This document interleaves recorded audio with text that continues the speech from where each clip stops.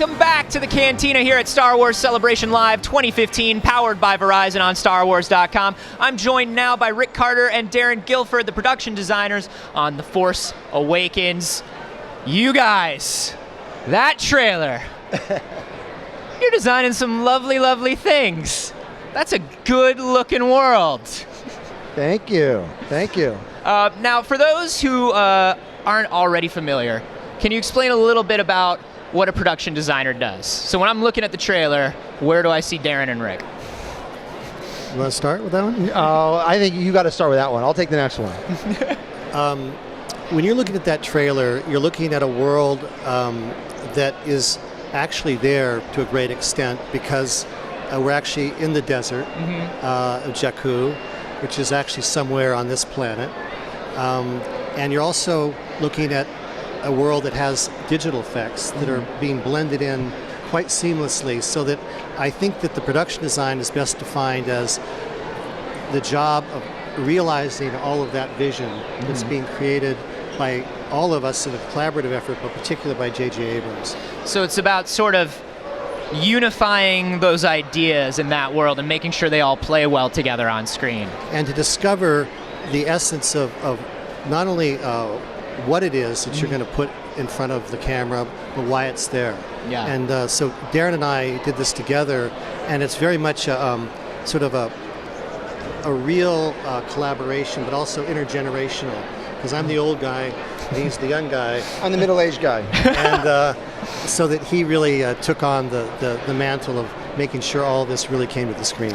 Now this is interesting to me because normally when you're a production designer, you know, for a movie, you're creating an entire world from scratch. You're creating an iconography from scratch. But here, you're returning to an established universe, but you want to add something new to it, right? Sure. And how do you make that all work together? Well, I'll take that one. Well, you know what?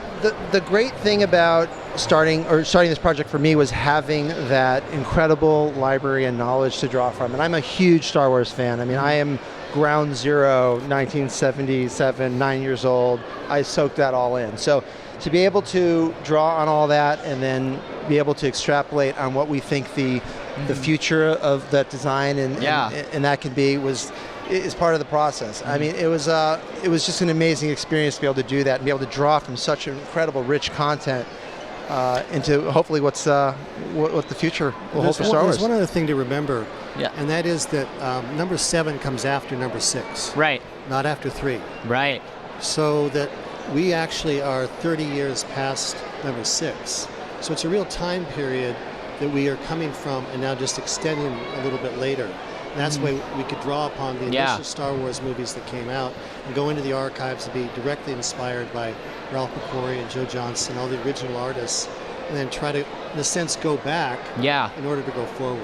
Well, it's interesting, and you know, obviously there are things that cannot be shared, there are things that cannot be known, but I think it's fascinating because with episodes 1 through 3, you're in this very lush, futuristic world, sort of at the height of society, right? And then in the 4, 5, and 6, you're looking at political strife. And so I'd imagine now you're kind of looking at a rebuilding, a trying to move forward. So you're kind of trying to meld the two a little bit, right? You've got this world that was in decline that's kind of trying to go back. Well, I think one of the things for me that was so interesting in this project and working with JJ was really trying to connect to 4, 5, and 6. Yeah. And really trying to see that direct connection back to the continuation of that story. And that was, one of my favorite aspects of the whole project was really vibing into that whole lineage. Yeah. Yeah. So I think it was a little bit closer for us, riffing off of 4, 5, 6. Oh, for sure. Yeah. Yeah. And also the idea that it's essentially almost a Western. It's a frontier story. Yeah. So that the people that you are involved with are living real lives, and then it's contrasted by the threat of a more sort of autocratic power that emerges out of the dark side. Well, I think that's one of the things that people have always loved about the design of Star Wars is if somebody's in a vehicle, that looks like a vehicle that they use every day. And you guys are really good at being like, well, if I use this vehicle every day, where do things go? How does it work?